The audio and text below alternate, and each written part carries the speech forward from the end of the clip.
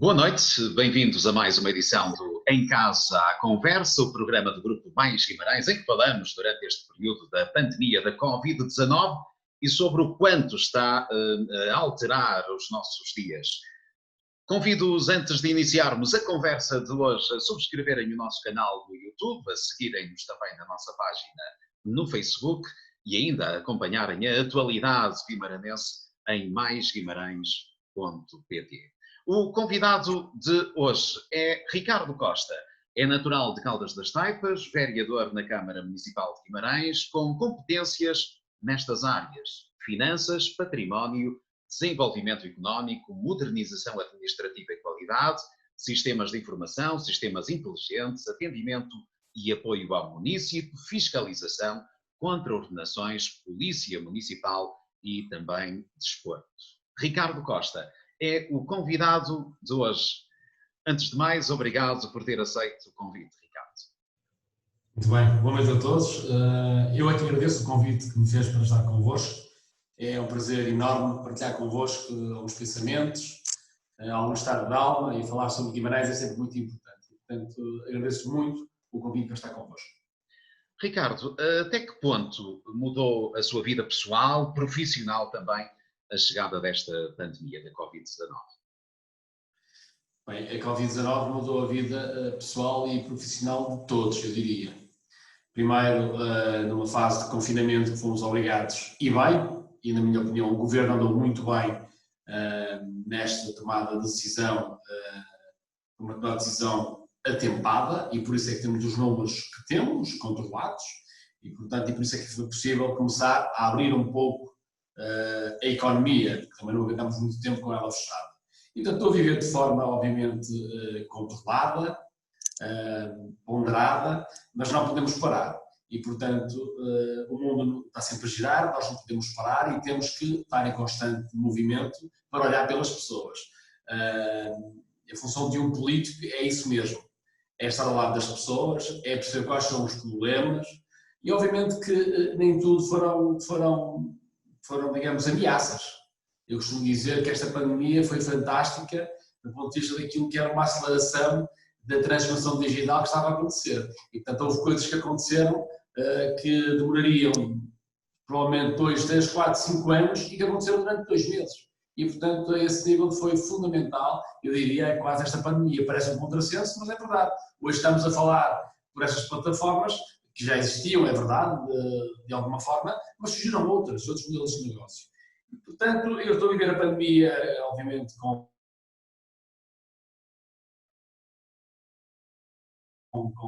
controle, com o futuro. Isso é que é fundamental.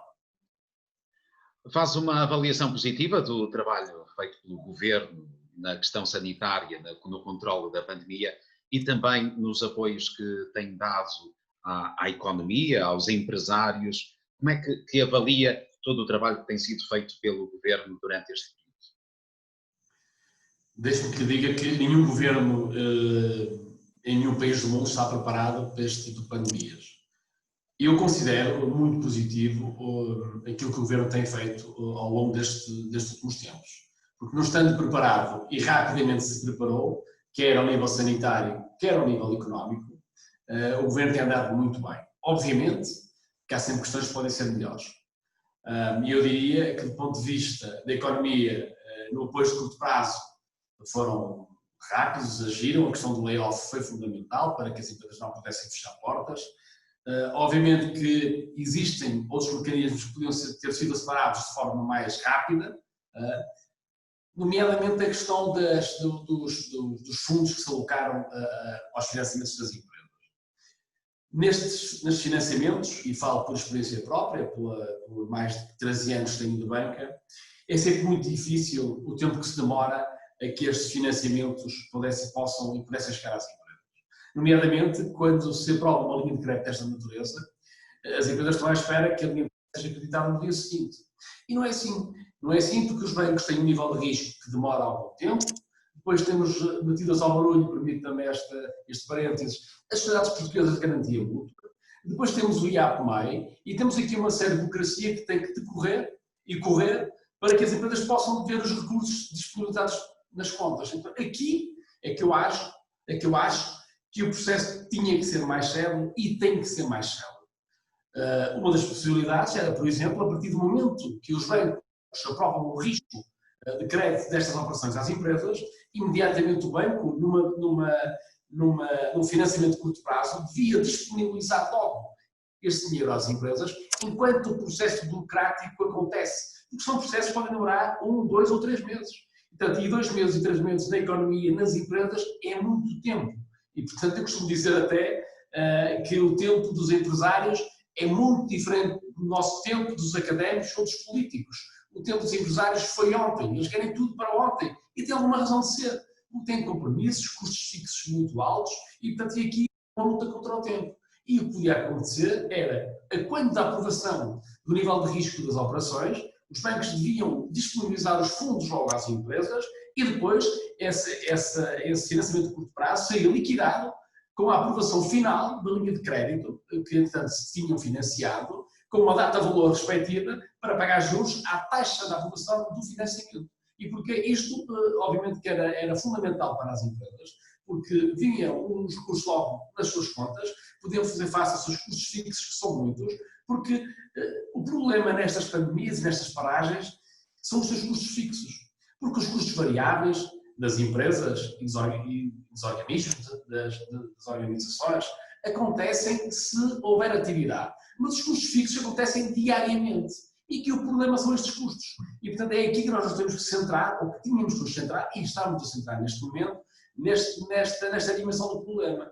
É que as empresas sem encomendas, sem fluxos de tesouraria, não têm capacidade de fazer face aos seus compromissos. E, portanto, esta teria sido uma solução. Era injetar rapidamente recursos nas empresas após o primeiro nível de aprovação de risco. Porque, normalmente, quando passa o nível de risco do banco e se há, obviamente, a garantia de fundos ainda disponíveis, o banco, eu diria que não tem praticamente risco. O único risco pode acontecer, obviamente, é acontecer aqui alguma catástrofe entre o período da operação e acontecer aqui a morte de alguém e não haver uma assinatura. Obviamente pode acontecer isto. Mas o banco tem, efetivamente, a liderança de curto prazo que assina para disputar aqueles recursos. E, portanto, ou seja, em suma, é importante percebermos que estas linhas de crédito são muito importantes, têm boas condições de pricing, mas não tenham em conta o prazo da disponibilidade dos recursos financeiros. Isto é uma questão que tem que se resolver rapidamente. E como se vê, há linhas de crédito aprovadas de 1.000 milhões, de 6 mil milhões ou 2 mil milhões,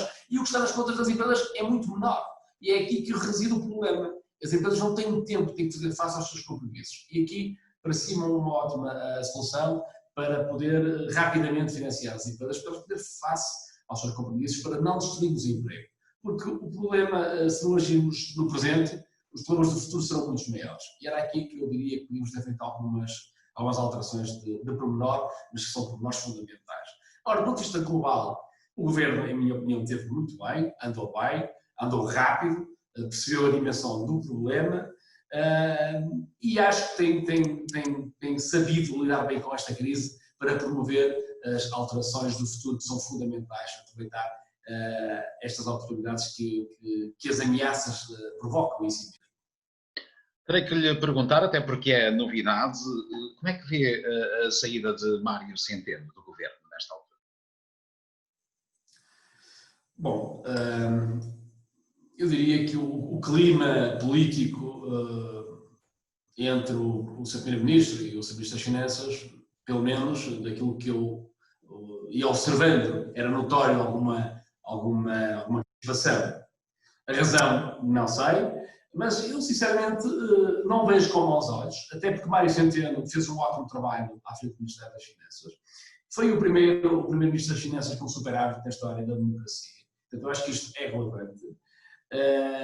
Obviamente que o futuro Ministro das Finanças, a partir de amanhã, a partir do dia 15, se não me falha, o professor João Leão, terá uma tarefa mais difícil, mais hercúlea, que necessitará, obviamente, eu diria, de alguma ajuda económica para levar à frente os desafios do futuro. Porque nós vamos ter problemas, obviamente, de empresas que vão fechar, de desemprego, de provavelmente custo de dívida mais alto, pese embora a União Europeia já vai dizer o montante que vai disponibilizar para a economia europeia. Isso é fundamental para a estabilização dos mercados financeiros, ou seja, o nível de taxas de juros aqui fica mais ou menos controlado e a questão do risco país já não conta muito para o seu financiamento da dívida pública, porque, caso contrário, nós podemos ter problemas muito sérios mais à frente. O nível de dívida pública de Portugal e de muitos países europeus é muito alto, não vamos estar aqui a dizer que não é, e, portanto, se Bruxelas não tem este cuidado de criar claramente este fundo de estabilização para financiar os países, eu diria que os mercados entravam num nervosismo tal que íamos ter taxas de juros muito próximas daquelas que nos levou a ter uma intervenção da Troika, por de 6%. E, portanto, obviamente, Bruxelas percebeu isto, percebeu os erros que tinha cometido lá atrás na primeira crise e, neste momento, disponibilizou fundos que serão suficientes para fazer face a esta crise. Obviamente, que digo-lhe já que, na minha opinião, nós devíamos aproveitar este contexto macroeconómico, pandémico, financeiro, para pensar seriamente na nossa dívida pública. Nossa, Portugal, também Itália e Espanha também, França. Nós temos níveis de dívida pública muito altos. Não vale a pena andarmos aqui a tirar com a barriga para a frente. Haverá um momento que vamos ter que tomar decisões pela sua reestruturação. Porque neste momento conseguimos fazer face à dívida pública, conseguimos amortizar nos últimos anos, é verdade, mas conseguimos amortizar porque a taxa de juros que nós estávamos a financiar era inferior praticamente ao nosso crescimento económico. Nós estávamos a conseguir libertar alguns recursos. O problema é que para nós fazermos face a estas amortizações de dívida pública, temos que começar a crescer a 3, 4 e 5% da amortização. E para crescer a esse nível será preciso um plano macroeconómico que decida claramente onde é que queremos caminhar. Isso é que é importante nós falarmos no futuro, quer do Conselho de Guimarães, quer do país também. Porque é isso que, em minha opinião, tem faltado daquilo que é uma visão mais global, mais ambiciosa, se quisermos, até para o país. Eu acho que isto aqui é fundamental. Relativamente à economia guimaranense, quais são as principais preocupações do Ricardo nesta altura? Bom, nós numa primeira fase tivemos medidas de curto prazo para apoiar as empresas, os particulares, os incubados, nomeadamente as moratórias dos espaços que estavam arrendados que eram do município, as isenções de taxas relativamente a esplanadas e mercados que tínhamos, e todos também, a suspensão de pagamentos de taxas na plataforma das AST, no Laboratório de Base Criativa, na Tech Park, no AV Park, e portanto temos aqui medidas de curto prazo para tentar estancar. Isso foi os apoios que nós tivemos a dar, nomeadamente o Espaço Empresa, alguns webinars como o IFP, o IAPMEI, o AICEP, para perceber que linhas de financiamento existiam para as empresas. Fizemos 2 webinars, um para microempresas e para startups, outras para PMEs de Guimarães Marca, grandes empresas, porque as suas necessidades são completamente diferentes. E, portanto, tivemos aqui medidas de curto prazo que foram importantes de serem tomadas. Obviamente que existem problemas. Nós demos início a um projeto que iniciamos agora, até que vem no âmbito do projeto Inovo-G, o projeto de inovação para a indústria, que penso que vamos falar mais à frente, que é a primeira fase do Inovo-G. E o que é isto? Nós chamamos do Inove in Guimarães Marca. É um projeto que avançamos com a Tecminho, e que é um desafio que eu fiz à Tecminho, para fazer uma primeira fase do Inovo-G. O que é isto? Fazer uma espécie de diagnóstico nas empresas de Guimarães Marca, neste caso, para termos uma baliza, para perceber qual é o estado de maturidade da indústria 4.0 que as empresas têm neste momento. Porque nós não podemos tomar decisões desgarradas daquilo que é o contexto atual.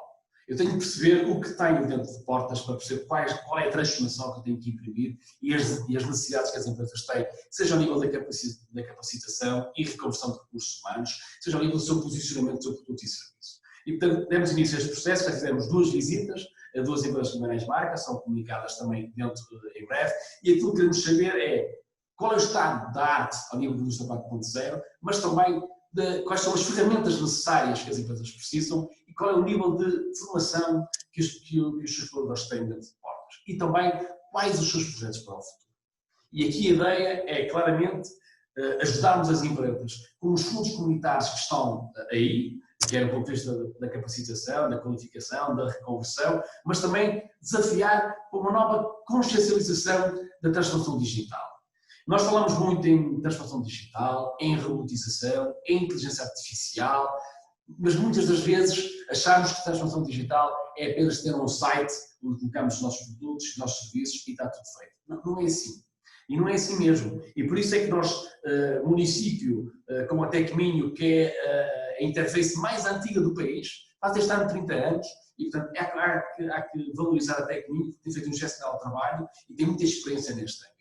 E a ideia é nós, município, conjuntamente com o Centro de Conhecimento, neste caso Tecminho, ajudarmos as empresas a acelerar os projetos que têm, mas também a consciencializá-los da mudança que têm que fazer, quer dentro de portas, quer fora de portas.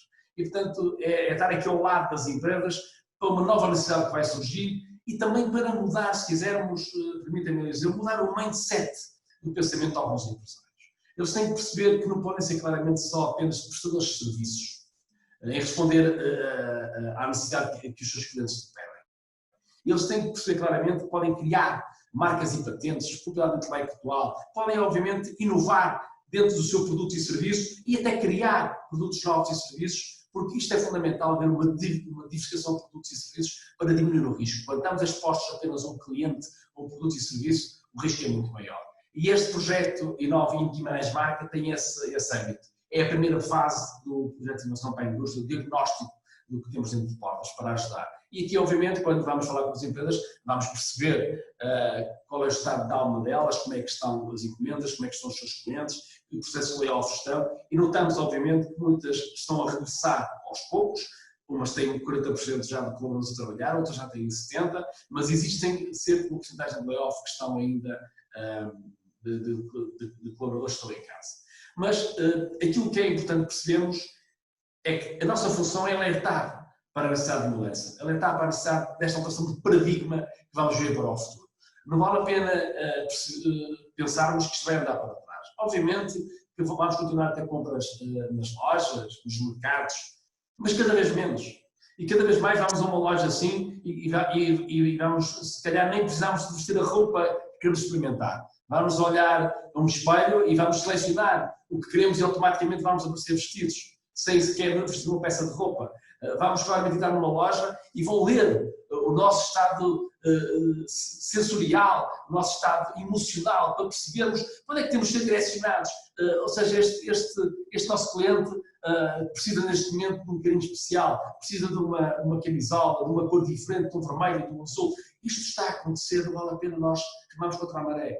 Isto é o futuro e por isso é que os projetos do futuro que estão a acontecer e que penso que vamos falar também à frente do gabinete de crise, são fundamentais para robustecer e para provocar uma mudança no Concelho de Guimarães e no país também. Neste momento, nos setores mais tradicionais em Guimarães, nos setores económicos mais tradicionais, falo, por exemplo, da restauração, falo do pequeno comerciante, falo também da área artística.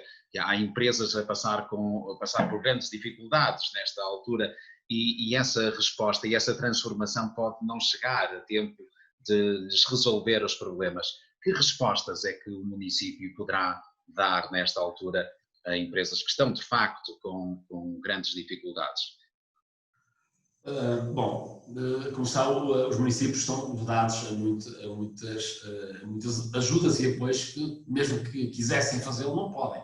Não podemos dar subsídios às empresas, nem seria, obviamente, lógico, era fazer uma espécie de dumping quase entre empresas. Se esse município tivesse muito dinheiro, financiasse as empresas desse município, estávamos a promover a competitividade não sadia. Isso também não importa ter em conta. Agora, o que é que o município tem feito e fez e poderá fazer? Isso é que é importante. Deixe-me dizer-lhe uma coisa. Em 2018, quando nós apresentamos o projeto InovaG, o projeto de inovação para a indústria, na altura, Ministro do Planeamento, o Dr. Pedro Marques, que na altura fomos recebido pelo Secretário de Estado, Nelson Sousa, hoje Ministro do Planeamento, numa equipa que na altura fui eu que liderei, com os diretores do Estado de Minho e com o colaborador da Bosch, quando aqui a seguir houve uma outra reunião do Secretário da Universidade de Minho e com o Sr. Presidente da Câmara. Quando nós apresentámos isto em 2018, nós não estávamos a prever nenhuma pandemia, é certo, mas estávamos a prever e estávamos a evitar que uma nova crise no Vale do Ave pudesse existir.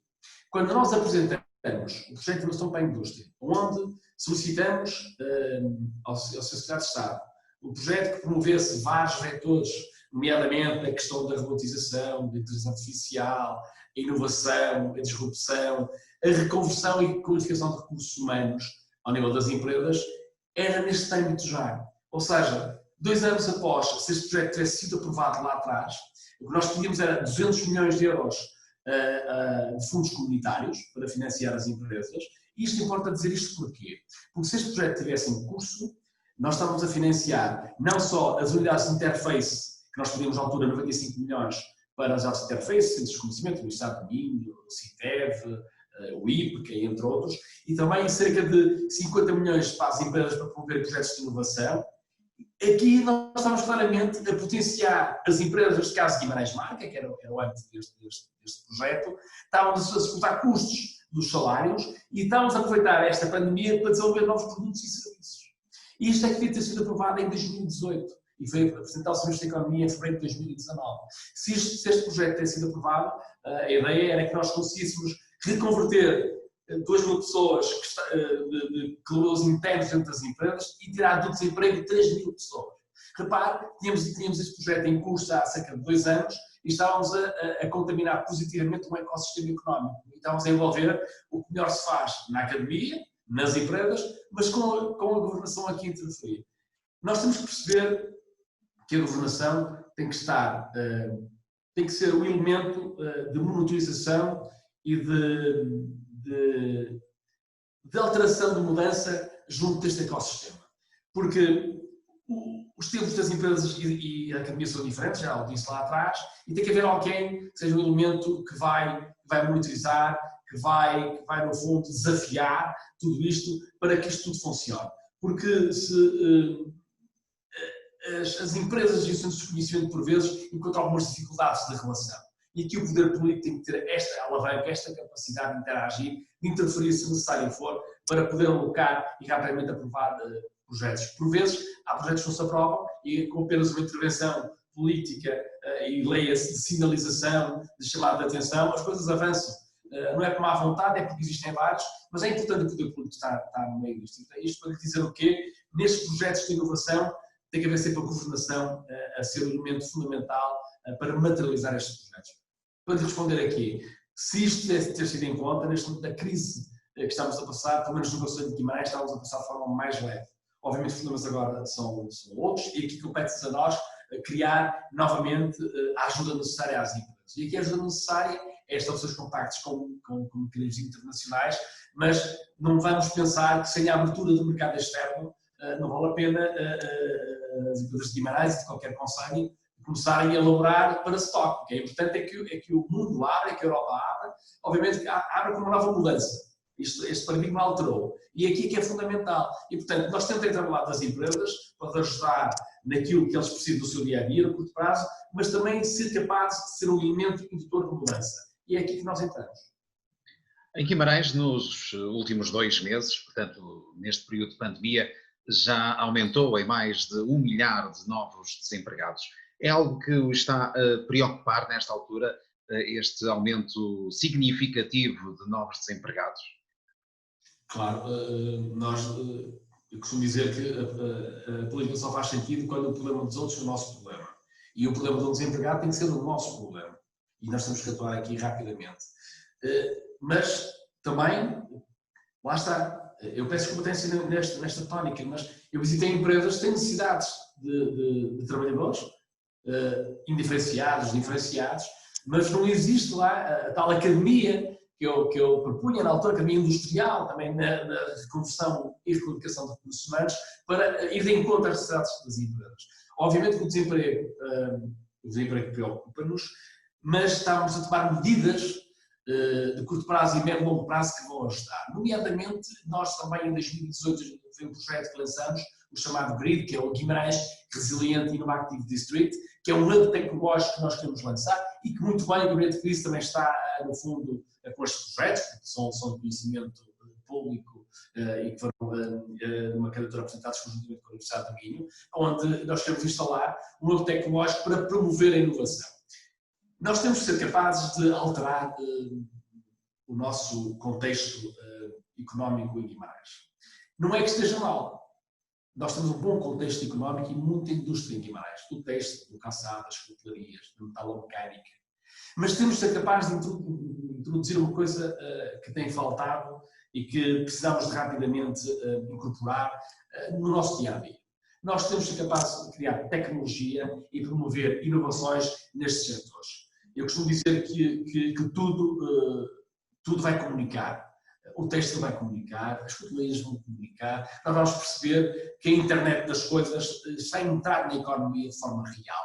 E estes hubs tecnológicos em edifícios, claramente criados para este fim, onde nós queremos promover Guimarães do conhecimento, Guimarães da tecnologia. Eu acho que isto é fundamental, criar um ecossistema no concelho, na cidade, numa primeira fase, mas aquilo que eu defendo é que nós temos que, obviamente, também olhar para o concelho e aí uma visão mais de futuro, que vamos falar mais à frente, temos que perceber como é que conseguimos enquadrar na nossa cidade a promoção de hubs tecnológicos, de living labs também, a própria cidade ser um laboratório de cocriação e de inovação constante, porque se nós tivermos isto como tónica dominante, nós vamos conseguir introduzir inovação em todos os setores da nossa economia. E vamos ter um texto muito mais técnico, muito mais inovador, muito mais conectável. Isto vai acontecer, como eu disse, quando entramos numa loja e vamos experimentar uma roupa sem investir, isto já está a acontecer e tem que acontecer mais rapidamente.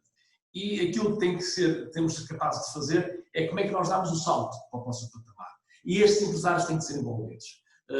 Muitos deles compreenderam e percebem esta nova realidade, mas o poder político tem aqui uma responsabilidade maior para introduzir isto no nosso dia-a-dia, quer no território, quer na cidade, no concelho, nas vilas, na definição, até se quisermos, de 9 polos urbanos que devíamos repensar naquilo que deve ser o futuro do concelho.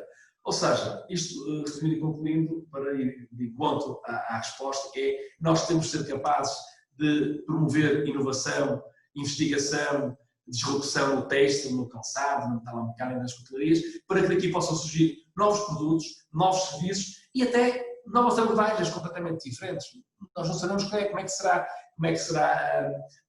a questão de uma mesa, de um hotel no futuro. Como é que se não temos que ter um sensor que nos diga que aquele talher tem que estar desinfetado, não tem qualquer vírus na sua composição e não está infectado. Ou seja, há aqui um nível de segurança e de cibersegurança até que vai ser para o futuro, que nós temos de ter em conta. Isto não é futurologia, isto não é romantismo, isto é realidade. E o poder político tem que ser capaz de promover estas inovações para contaminar positivamente o ecossistema. Guimarães criou um gabinete de crise e de transição económica neste período da Covid-19, nomeando António Cunha, ex-reitor da Universidade do Minho, para presidir esse gabinete. A oposição em Guimarães critica o facto do Presidente da Câmara não ter assumido a presidência desse gabinete, ou, na sua ausência, o Ricardo Costa ter sido nomeado para esse cargo. Como vê esta nomeação da Câmara Municipal de Guimarães e que lhe parece o trabalho que tem sido desenvolvido pelo Gabinete de Crise e da Transição Económica? Pois, isso são várias perguntas. São várias perguntas. Fique à vontade para começar por onde lhe apetecer, Ricardo. Muito bem. Bom, eu diria que a questão da nomeação do professor Dr. António Cunha para o Gabinete de Crise, eu diria que nós devíamos ficar contentes, devíamos ficar satisfeitos. Até que estamos a falar de um excelente académico, de um homem que está ligado à indústria, a projetos de inovação internacionais, e eu acho que Guimarães só tem a ganhar com a nomeação do professor Dr. António Cunha. Se o gabinete podia ser presidido por Presidente da Câmara, pelo vereador da Economia, sim, podia, não vejo por que não. Mas eu diria que também teremos aqui algum valor acrescentado a este gabinete de crise. E se esse gabinete de crise articular com o município, que é o que está a fazer nas políticas da economia, melhor ainda. E, portanto, nós temos sido capazes de ter uma gestão de curto prazo, nomeadamente a divisão económica, através do espaço empresa, temos estado próximos das empresas, tiramos as dúvidas das empresas, ajudamos na submissão de propostas aos vários organismos, ao AICEP, ao IFP, e respondemos com celeridade máxima pela proximidade que penso que nos reconhecem junto das empresas. E importa, obviamente, fazer aqui depois uma conexão, uma ligação ao gabinete de crise. E aquilo que o gabinete de crise apresentou há cerca de uma semana esta parte, e eu fico extremamente satisfeito, porque tem sido um trabalho de equipa liderado pelo professor António Cunha, em que deixe-me que lhe diga, grande parte dos projetos são projetos que o município já tinha apresentado, nomeadamente o I9G, o projeto de inovação para a indústria, tem vários vetores, ao nível da transformação digital, robotização, inteligência artificial, inovação, reconversão de qualificação de recursos humanos, portanto, tem lá isto tudo. Portanto, foi claramente também bebida a informação deste projeto de inovação para a indústria e também o GRID. Nós apresentamos o Guimarães Resilient Innovative District em 2018, onde temos também um projeto que é um edifício, onde temos também proposta engenharia aeroespacial, tecnologia, uma espécie de inovação tecnológica dedicada às cidades Unesco, património da humanidade, em que os materiais do futuro serão diferentes. Portanto, Guimarães também tem que saber aproveitar esta dimensão que tem e promover inovação tecnológica a este nível, dos biomateriais, dos nanomateriais, mas virados para as cidades do património da humanidade.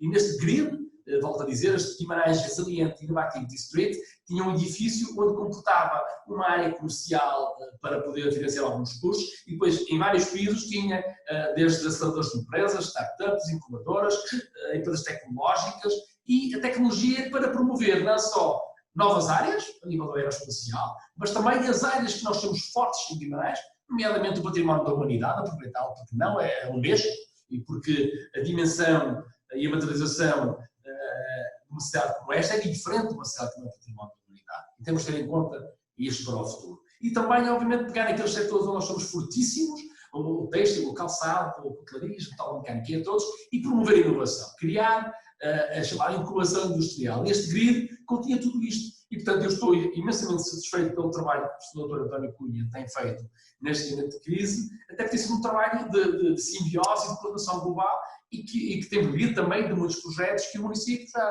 tem vindo a levar a cabo. Ora, aquilo que é importante percebermos é a materialização das esperanças para o futuro. E a governação é fundamental para que estes projetos tenham êxito. Porque eu volto a repetir isto, mas é importante as pessoas perceberem que isto é um problema sério da interação neste ecossistema económico. A questão das empresas e dos académicos e da governação tem que estar ligado sim, mas tem que ser uma tríplice perfeita, tem que funcionar mesmo. E eu, na minha opinião, obviamente que é uma opinião muito própria, ela funciona desde que o poder político coordene, monitorize e materialize. Porque é o poder político que tem que ser capaz de unir e criar forças de tração para que nada disto se perca pelo caminho. Porque por vezes temos ótimas ideias, ótimos projetos e temos ótimos empresários e académicos, mas depois falta a cola que cola isto tudo neste pleonasmo.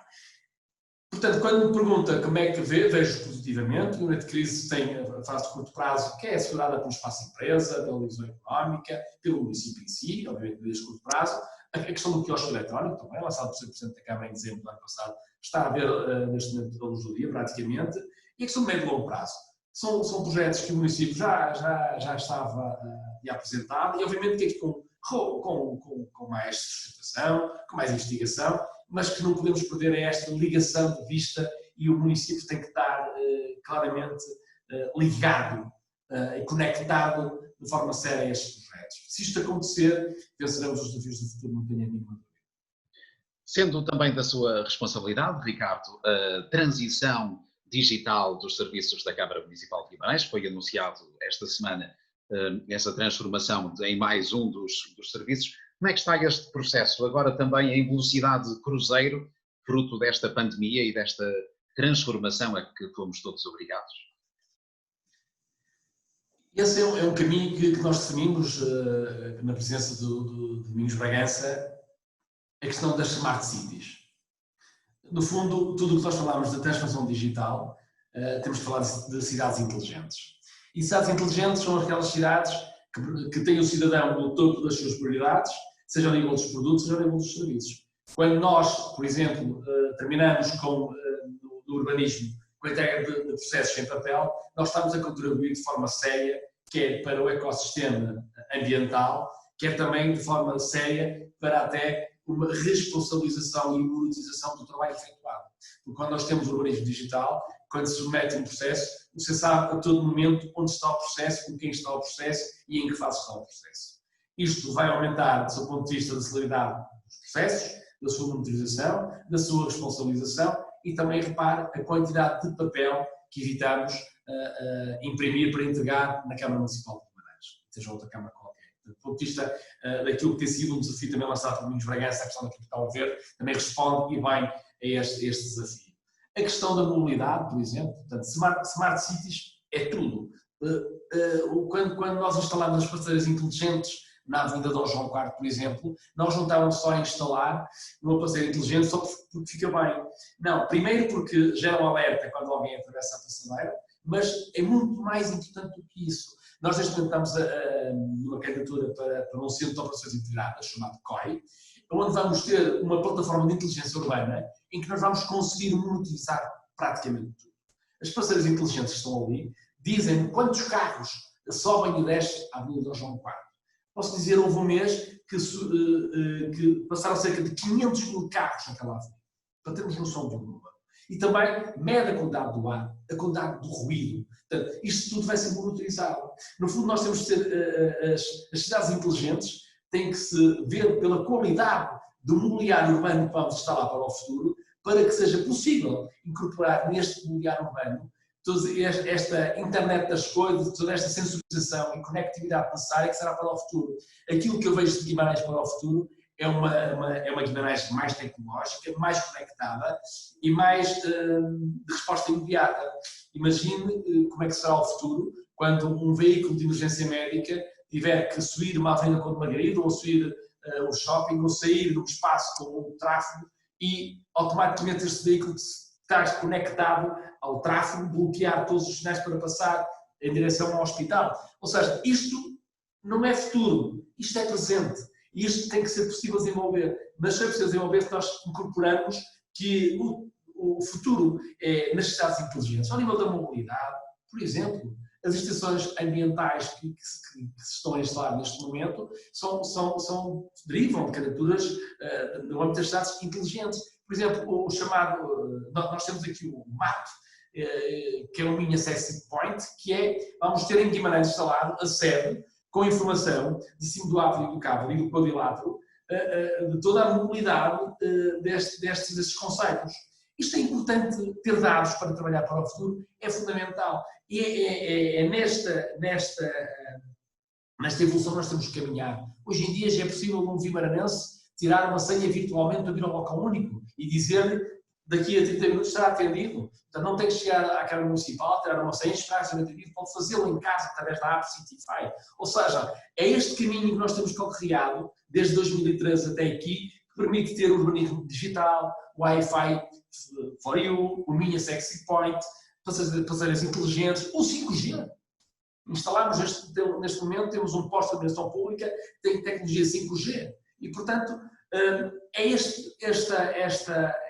esta visão do futuro que temos de ter em conta. Ou seja, por um lado temos que criar uma agenda digital para o Conselho, incorporada no 5G, obviamente, não é? Mas uma agenda digital não só que diga que ferramentas precisamos digitais, a nível de inovação, a nível de investigação, temos de ter uma agenda digital que, obviamente, primeiro tem que estar sobre esta agenda uma visão do território.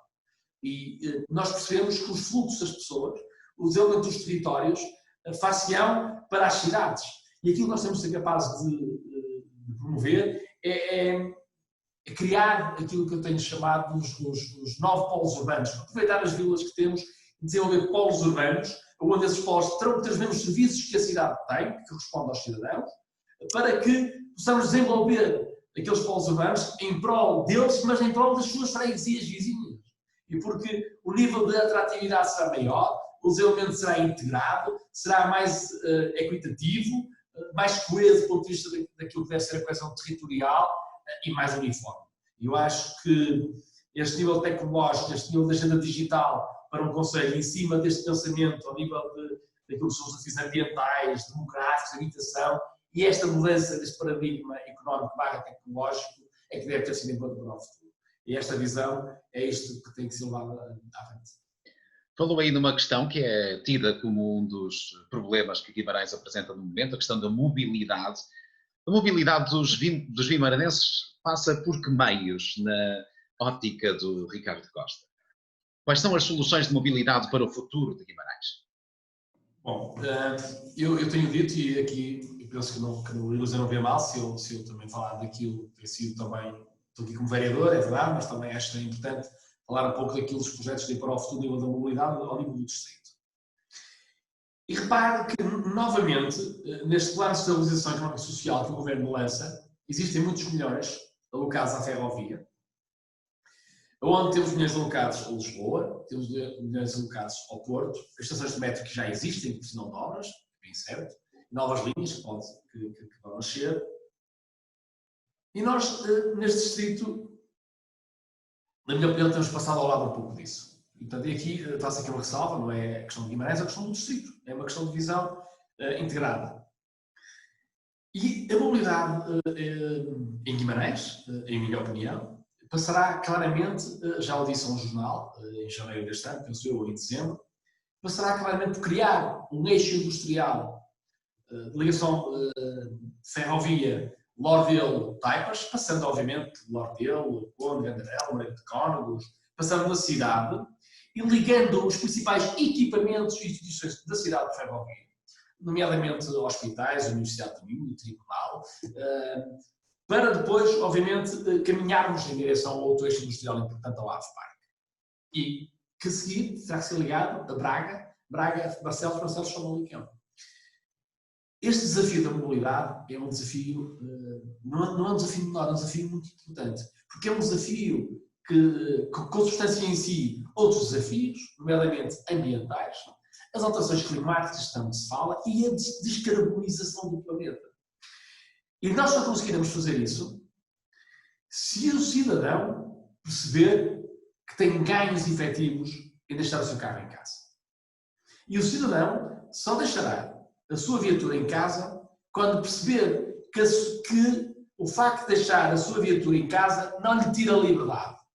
Isto é, a ferrovia, existem já no Japão vários comboios que não têm sequer maquinista. São automáticos. Eles abrem e fecham, abrem e fecham as portas, as pessoas entram e àquela hora, às 10 horas, 10 minutos e 3 segundos, nós sabemos que aquele meio de transporte está ali. Não tem tráfego, não para cruzamentos e, portanto, o cidadão, compreendendo esta nova oferta, esta nova realidade, vai prescindir do seu automóvel.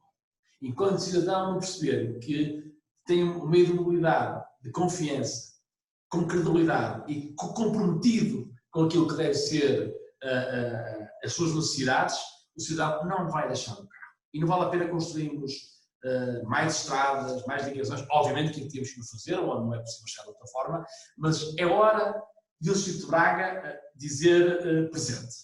E dizer presente ao nível dos fundos estruturais. E só com isso, obviamente, é que conseguimos fazer este tipo de projetos, porque são muitos milhões de euros que estão em causa. Mas temos que pensar que é possível. Eu diria que tem que ser possível. Se Lisboa consegue, se o Porto consegue, Braga não pode ficar atrás deste movimento. Até porque Braga, do ponto de vista daquilo que é a sua posição económica no país, é de veras importante a passar ao lado deste desenvolvimento. Inclusive, eu defendo até a criação de corredores autónomos de ligação com veículos de condução autónoma. Por que não um corredor de ligação autónoma ao AVPARC? Por que não? Dentro do próprio AVPARC, veículos sem condutor, elétricos. Já existe noutras cidades do mundo. Eu já vi veículos em cidades do mundo andarem sozinhos. Quando? No âmbito das cidades inteligentes. Lá está. E aqui a mobilidade, indo diretamente à sua questão, passa, em minha opinião, a criar um eixo industrial, Bordel, Moreira de Cónegos, Conde de Gandarela, cidade, ligar na cidade os principais equipamentos e depois, obviamente, passando por Mentões, Ponte, Taipas. Portanto, isto tem que acontecer. Porque só assim é que nós teremos futuro. E só assim é que seremos responsáveis daquilo que tem que ser um crescimento sustentável. E quando se fala em sustentável, não é só ambiental. A sustentabilidade é transversal a tudo aquilo que deve ser um pensamento do futuro. Portanto, quando a gente fala em economia circular, quando fala em ecodesign, quando fala em fala em reciclagem, fala em responsabilidade ambiental, fala em responsabilidade social. Portanto, e ninguém pode ficar para trás. E para ninguém ficar para trás, é este o desafio que tem que ser levado a cabo na mobilidade. Os municípios, nesta altura, competem pela instalação de empresas multinacionais, de empresas de grande dimensão. Guimarães tem condições para competir com os concelhos vizinhos que nesta altura tem empresas significativas para o aumento do seu PIB, diria, como Braga, como Famalicão, e Santo Tirso também tem previsto a instalação de uma empresa de grande dimensão. Guimarães está em condições de competir com estes municípios? Mas deixe-me ser... Pode dizer que lhe falta de humildade, mas vou dizer que Guimarães tem melhores condições que os outros municípios. Se há coisa que nós temos que louvar e gritar bem alto a Domingos Bragança, é na economia. E temos que gritar bem alto porque foi ele que criou a divisão económica e foi com ele que foi possível criar uma lei habilitante para dar benefícios fiscais às empresas. Eu lembro que em 2014 este município aprovou um regulamento de projetos económicos de interesse municipal, onde dá benefícios fiscais de IMI, IMT, taxas e licenças, e mais nenhum município tinha este regulamento. E posso lhe dizer que vários desses municípios que o Eliseu referiu vieram beber ao nosso regulamento para aprovar os seus regulamentos. Não o tinham. E, portanto, Guimarães foi pioneiro nesse âmbito. Quando me pergunta se tem condições, Guimarães tem as melhores condições. Primeiro, porque tem sido pioneiro em vários âmbitos, está num processo tecnológico muito avançado, tem universidades que podem responder às necessidades das empresas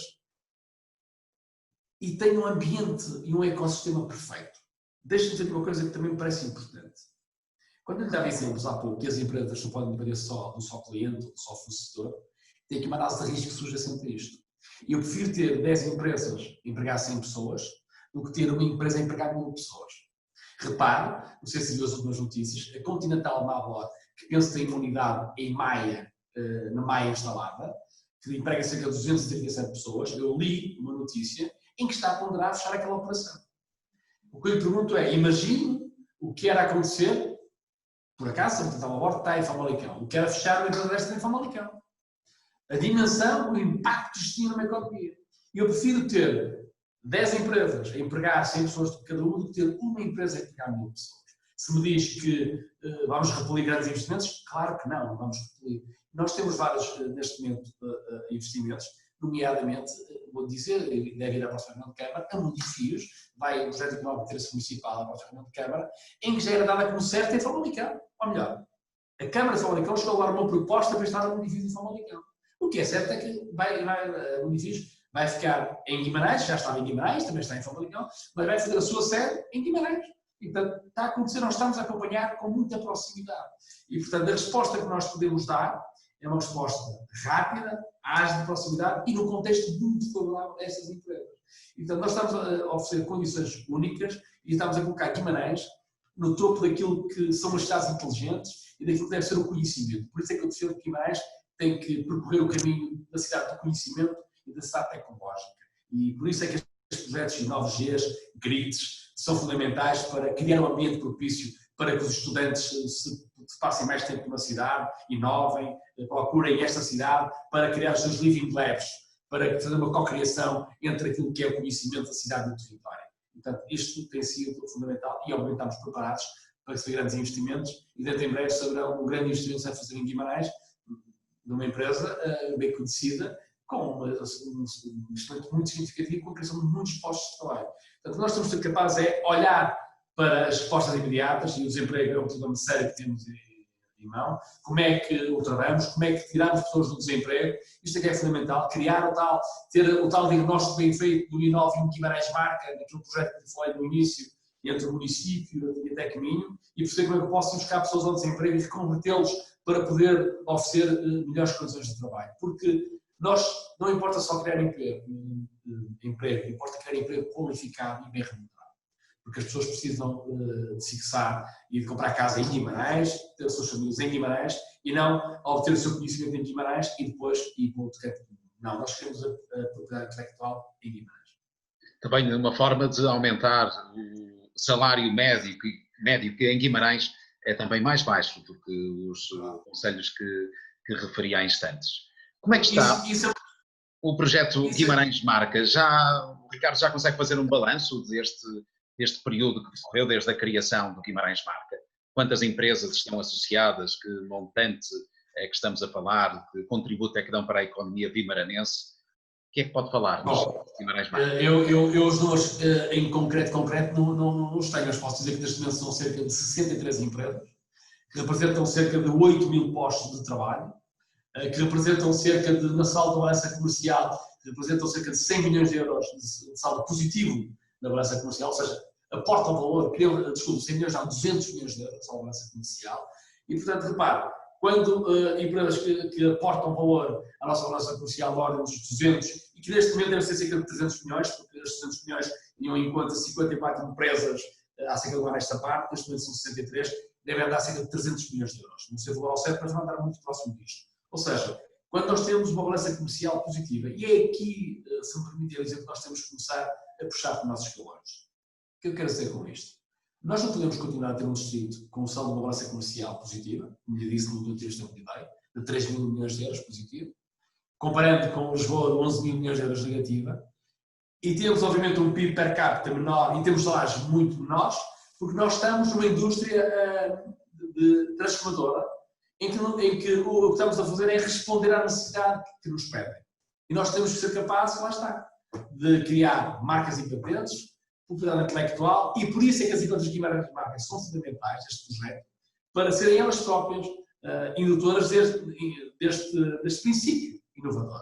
Ora, o projeto Guimarães Marca é um projeto com grande dimensão, é, além de uma estratégia de marketing territorial, um projeto de futuro do ponto de vista industrial, que tem que claramente perceber que tem que dar alguns passos ao nível da transformação digital.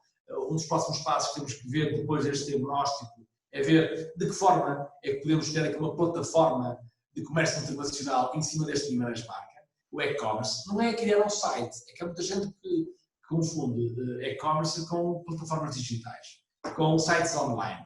Não, nós temos que ter uma plataforma que garanta, sem cometer erros, que as empresas de Guimarães colocam os seus produtos em qualquer canto do mundo com toda a segurança. O que é que eu quero dizer com isto? Existe um conjunto de sinergias e um conjunto de serviços associados a estas plataformas que não podem falhar. Nomeadamente, o método de pagamento. Temos de ter a Visa associada a este método de pagamento. Porque ninguém vai pôr em causa o método de pagamento da Visa. Temos de ter um PS como forma de entrega. Então, que ninguém vai pôr em causa o PS. Se houver problemas, é o PS, não há uma outra UPS. Ou outras. Aquilo que quero dizer é, em cima deste projeto de Guimarães Marca, agora tem que nascer claramente uma revolução digital. E a próxima revolução é criar em cima deste Guimarães Marca uma plataforma de transformação digital que permita fazer um comércio eletrónico de forma segura. É quase pôr em cima deste Guimarães Marca uma Farfetch, se quisermos. Claro que a Farfetch é a nível do comércio nacional de luxo, mas nós queremos uma Farfetch em cima deste Guimarães Marca para permitir que qualquer empresa de Guimarães possa vender de qualquer canto do mundo. E aqui o município tem que ser um elemento influenciador desta mudança. Tem que ser um garante de confiança e credibilidade, obviamente juntando todos os stakeholders, nomeadamente os centros de conhecimento, que a este nível estão muito à frente. Mas nós temos que perceber que comércio online não é a mesma coisa que e-commerce que as empresas precisam. Nós temos de ser capazes de ajudar as empresas que muitas das vezes precisam desta ajuda e destes projetos. E por isto é que este diagnóstico, neste projeto Inove Indo Guimarães Marca com o Tecminho, é crucial para perceber qual é o estado de maturidade que as empresas têm. Porque há muitas que já estão no nível da indústria 4.0, mas há outras que estão no nível da indústria 2.0 ainda, que apenas usam ainda algumas máquinas, nem sequer usam ainda plataformas digitais para comunicar, nem sequer usam ainda o registro facial entre as suas colaboradoras, que não interagem do ponto de vista interno, setor a setor, ao nível de inteligência artificial, ao nível da robotização. Portanto, temos que perceber qual é o estado da arte para poder intervir de forma construtiva, séria, sem, no fundo, derrubar um comboio que está em curso. E o nível de velocidade das empresas são diferentes. E é aqui que nós temos que intervir para criar uma economia mais robusta no nosso conceito. Daqui a pouco vamos falar sobre o I9G, esse projeto que também tem ligação ao Guimarães Marca, mas tenho que fazer aqui um parênteses que tem a ver com uma pergunta que foi colocada por um deputado guimaranense na Assembleia da República, André Coelho Lima, questionou o governo acerca dos seguros das exportações, seguros de pagamentos das exportações que estiveram em falta ou que estão em falta nesta altura e com problemas e que tem provocado aqui algumas situações delicadas a empresários, nomeadamente deste território de Guimarães, que têm aqui um problema num período difícil desta pandemia. Tem alguns dados relacionados com isto? Alguns empresários que se queixaram desta falta do seguro de pagamentos das exportações?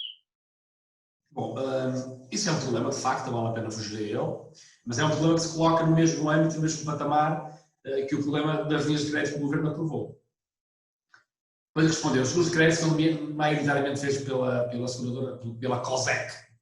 Portanto, a COSEC é uma empresa participada pelo Estado português e pelo bancos também, em que fazem seguros de crédito, e para quem nos está a ouvir pode não estar familiarizado com esta questão, são seguros que, no fundo, permitem que as empresas exportem com segurança.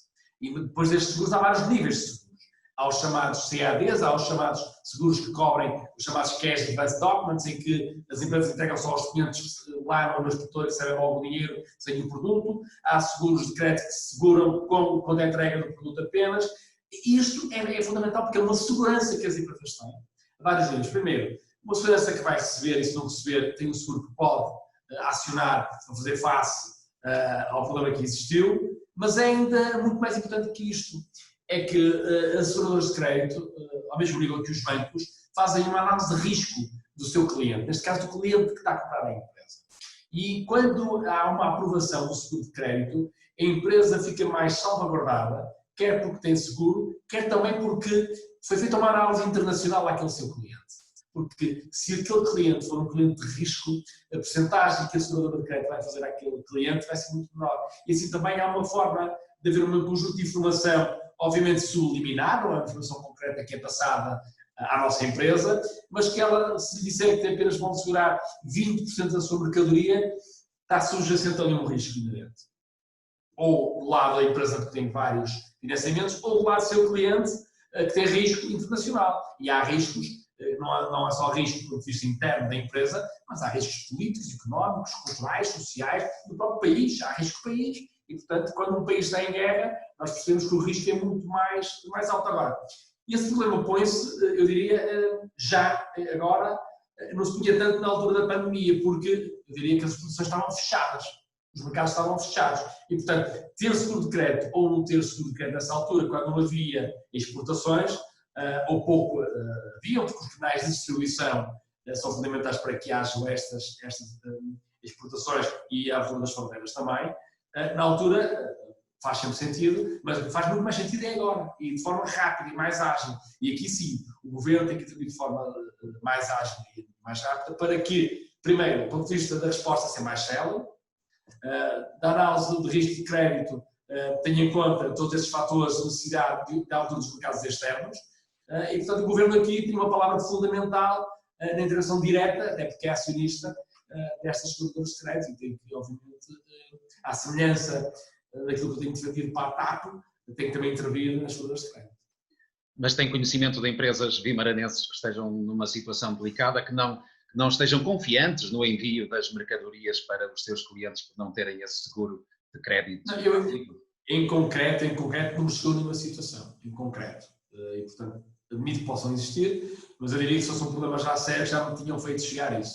E neste momento há um problema que não é muito fácil de ser ultrapassado, que é empresas que estão a exportar stock que tinham dentro das suas portas de janeiro e fevereiro, por exemplo, e que o layoff pode não ser assegurado por força da questão do seu volume de negócios, que este mês vai subir por força de encomendas que tinham lá atrás e que neste momento não existem. E este sim é um problema sério e que temos que perceber como é que vai ser ultrapassado. Tem empresas que já fizeram chegar essa sua dificuldade, que é: eu vou exportar sim, mas são encomendas que eu tive em março, em abril e em maio, são encomendas que eu tinha dentro de portas que vão sair agora, porque eu continuo com os meus problemas e para fazer face aos custos fixos vai ser fácil. Ou seja, perceber de que forma é que podemos agilizar uma espécie de nota de encomenda que foi feita à encomenda, para perceber que não é de agora, por exemplo, não é? Para ajudar as empresas a terem mesmo este layoff. Tocou ali num ponto sobre o qual terei que o questionar. No jornal Mais Guimarães, também há umas semanas atrás, criticou a posição da TAP relativamente às rotas a partir do aeroporto Francisco Sá Carneiro.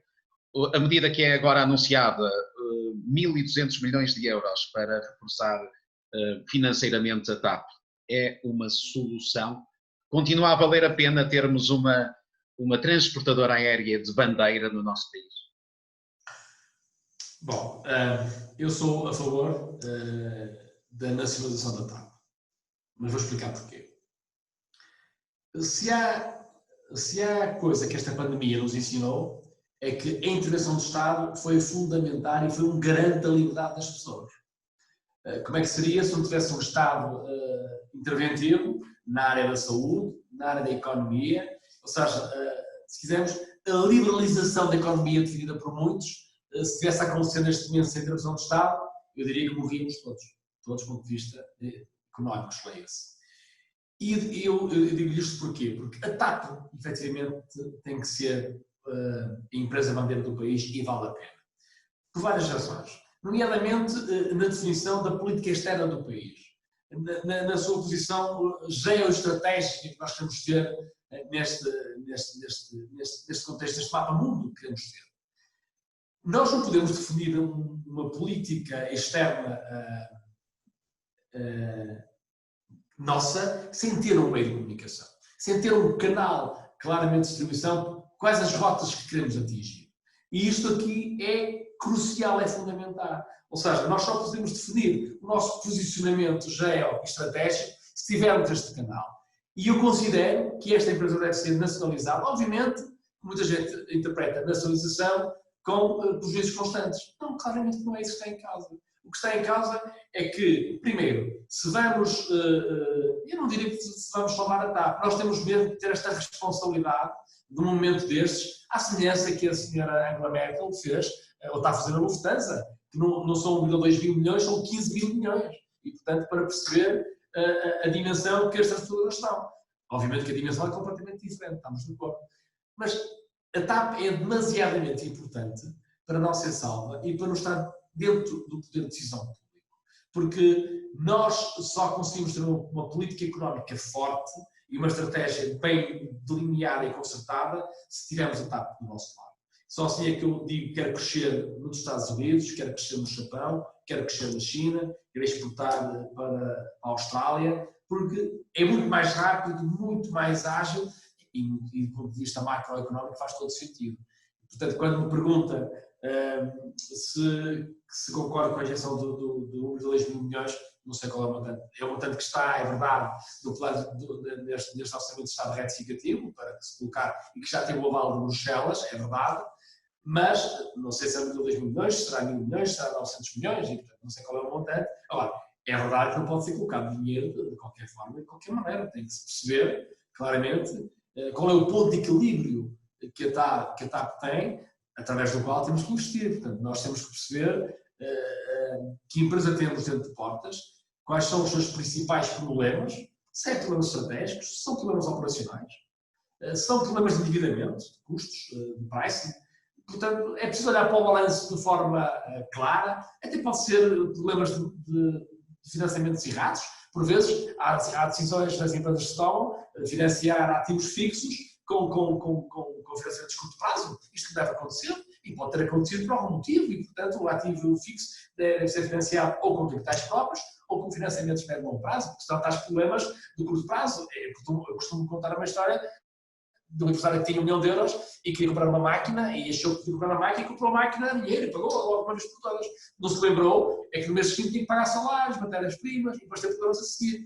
Isto para ser simples, para quem nos ouve perceber, temos que perceber qual é o problema real da TAP e só depois atuar. Agora, faz sentido ser nacionalizado devido às questões que lhe falei anteriormente. O I9G é a sua bandeira, um projeto do qual tem trabalhado já há algum tempo. Fala-nos um pouco dele. O futuro de Guimarães passa pelo I9G? Bom, eu não gostava de dizer que a minha bandeira, esta é uma bandeira do município, é uma bandeira do Luís Bragança, é uma bandeira do Ricardo Costa, é uma bandeira do ecossistema económico, se quisermos.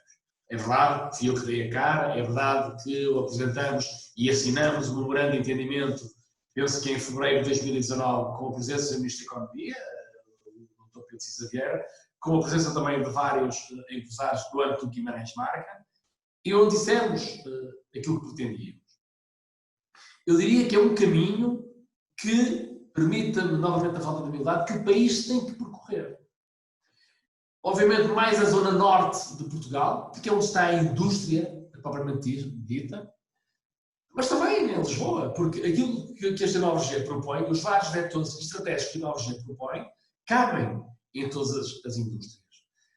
Mas o InovaG tem um âmbito do futuro, mas também tinha um âmbito de prevenir aquilo que está a acontecer neste momento. Eu disse no início da entrevista que se o InovaG tivesse em curso, garantidamente, os problemas de desemprego que estão a acontecer não estavam a acontecer. Nós estávamos a responder com fundos comunitários alocados, estávamos a aproveitar uma onda de desaceleração económica internacional para promover a investigação e a inovação dentro de portas, que é isto que nós queríamos, para depois, quando o mercado voltasse a abrir, estarmos no mercado mais fortemente. Mas para além de promover a inovação, a tecnologia, a inteligência artificial, a robotização, a transformação digital, promovia uma coisa que é fundamental: as pessoas. Nós queríamos reconverter 2.000 trabalhadores no âmbito das empresas Guimarães Marca. Há um ano eram 53 apenas, hoje são 63. E queríamos também retirar do desemprego mais 3.000. Como é que nós íamos fazer isto? Era claramente perceber, no âmbito daquele diagnóstico que agora iniciamos, as necessidades e as skills que os colaboradores tinham nas empresas para intervir nesse âmbito, com fundos comunitários, porque faz-se formação, capacitação e formação de recursos humanos em vários sítios. Mas de forma articulada e conjugada com aquilo que as empresas precisam e aquilo que o mercado está a pedir, não existe, digamos, uma integração dessa formação. E aquilo que nós queremos fazer é, dentro de portas dentro das empresas, queremos ir ao encontro de uma atualização, de um upgrade dos seus recursos humanos, mas também queríamos perceber quais as suas necessidades. E ao perceber as suas necessidades, nós íamos ao Instituto de Emprego e retirávamos pessoas do desemprego, reconvertendo estas pessoas e oferecendo ao mercado aquilo que elas precisam. Porque o que tem acontecido, temos pessoas licenciadas que infelizmente não encontram uma oportunidade na sua vida. Mas se nós conseguirmos, por exemplo, pegar num engenheiro químico e reconvertê-lo num engenheiro têxtil ou civil, porque isto é possível, porque a espinha dorsal de um engenheiro dos primeiros anos é muito semelhante, é disto que estamos a falar. É alocar fundos comunitários para poder desenvolver projetos de investigação, de inovação, de disrupção daquilo que eles estão a fazer, mas também daquilo que o mercado está a evoluir. E também, ao nível dos recursos humanos, criando melhores oportunidades de emprego, quer internamente, quer externamente. Porque uma das dificuldades que antes desta crise era acontecer, haviam empresas que queriam colaboradores com determinados perfis, mas não encontravam. Comunicavam ao Instituto de Emprego, havia muitas necessidades de recursos humanos dentro das empresas e não conseguiam encontrar. Mas o que é certo é que tínhamos cerca de 5.000 desempregados na mesma em Guimarães. E, portanto, isto acontece porque alguma coisa não está bem. E, portanto, quando me pergunta se o InovaG é a minha bandeira, não é a bandeira do município, é a bandeira deste ecossistema e é a bandeira que todos devem perseguir. Porque só criando projetos de inovação para a indústria que promovam a inovação constante é que nós vamos estar sempre na crista da onda, permite-me esta comparação, e que podemos criar uma economia mais tecnológica, mais robusta e que cria necessidade. Nós não podemos viver à sombra de um país que responde apenas às necessidades. Eu tenho dito isto várias vezes. Nós temos as melhores empresas do mundo instaladas em Guimarães, neste distrito. E não estamos a ser capazes de criar marcas e patentes, propriedade intelectual, de estar à frente do seu tempo. Este Guimarães Resilient Innovative District, este grid, que no fundo nós queríamos colocar no edifício, neste hub tecnológico, se quisermos, é precisamente para isto. É um ambiente capaz de trazer os académicos, os doutorados, os mestrandos, as pessoas licenciadas, num ambiente propício àquilo que é o seu ambiente próprio, em que a pessoa se identifique com o meio onde está, mas que onde as empresas que pertencem a este Conselho possam ir lá pedir informação, ir lá desafiar as pessoas e também as pessoas que estão dentro deste espaço tecnológico desafiar também as empresas. Nós só criamos este contexto se criarmos condições de contexto que permitam nesta repetição favoráveis ao desenvolvimento e ao aparecimento destes hubs. Porque, caso contrário, não é por acaso que Silicon Valley é Silicon Valley, porque tem um contexto, obviamente, contexto favorável ao aparecimento destas novas realidades. E nós, para vencer estes desafios, temos que ser capazes de criar estes contextos. Eu quero ver Guimarães como cidade de conhecimento e cidade tecnológica. E isto é um casamento perfeito para que depois todos, à sua volta, estes cidadãos, desde autarcas, desde empresas, possam beber nesta perfeição completa. Ricardo Costa é candidato à Federação Distrital de Braga, do Partido Socialista. Quer impor essa dinâmica, essa visão a todo o território e não só ao Conselho de Guimarães.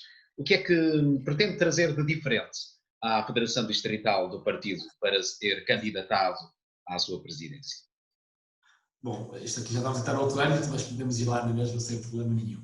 Bom, eu posso dizer que fui desafiado há uma semana, precisamente, a criar uma espécie de 9M, um projeto de inovação para o Minho. E, portanto, em que me desafiaram a promover aqui algumas sinergias, porque existem problemas vários, de diferentes ordens, em Cabeceiras de Basto, em Faf, em Amares, em Vila Verde, cuja responsabilidade desses maiores municípios, como Guimarães, Braga, Famalicão e Barcelos, tem que ser capaz de promover, mas tem que ser capaz também de ter alguma equidade para com os outros concelhos. E existem várias oportunidades de desenvolvimento, e existem várias pessoas interessadas em fazer parte deste projeto, e nós temos que os desafiar, nós temos que agarrar estes projetos. A política só faz sentido se tivermos o cidadão no topo das prioridades e onde o problema deles é o nosso problema. E é com esta visão que eu quero trazer este distrito. Até porque não vale a pena andarmos a tentar colocar mentiras na sociedade sobre as pessoas. Porque quando nós nos preocupamos mais com a nossa reputação, com o nosso caráter, nós temos um problema. É que eu, enquanto cidadão, preocupo com o meu caráter. A minha reputação será feita com o meu caráter. Serão as pessoas que vão definir. Podem pintar o quadro mais negro que quiserem de mim, mas quem conhece o histórico da pessoa, ao nível dos anos que lembra e como é que avança, não vale a pena pintar o quadro negro quando ele é branco. E há muitos que querem pintar o quadro negro, mas não vale a pena, porque as pessoas acreditam e hoje em dia são muito mais críticas na informação que lhe passam. E faz muitas vezes política, Eliseu, digo isto com muita tristeza, com base na mentira, na calúnia, nas injúrias. Isto não acontece, infelizmente. Infelizmente não acontece. Não com base em projetos. Porque eu fui desafiado por vários órgãos de comunicação social para debater a minha moção, o distrito, com o candidato José Joaquim Barreto. Ele não aceitou debater comigo. Então, aquilo que está em causa não é o distrito, não é o território, não são as pessoas. É isso que está em causa. Então, eu queria debater com ele a vários níveis, ao nível da economia, da mobilidade, do desporto, da cultura. Não foi aceito. Não é possível se candidatar a um distrito sem querer debater ideias, sem querer debater projetos.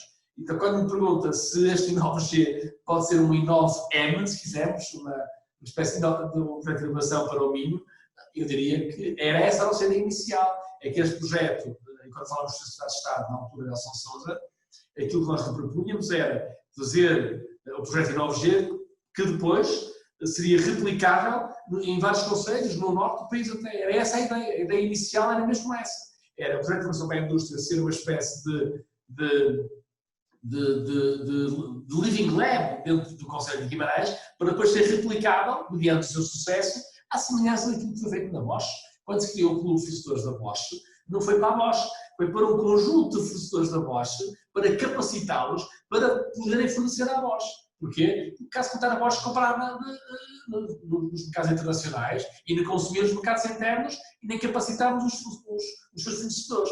Aqui, no fundo, a ideia de base é um pouco esta. É promover inovação na indústria, que, correndo bem neste concelho, seria replicável nos vários concelhos deste distrito e deste país, que pudessem ser. E, portanto, nunca foi um projeto visto de forma isolada e só para Guimarães.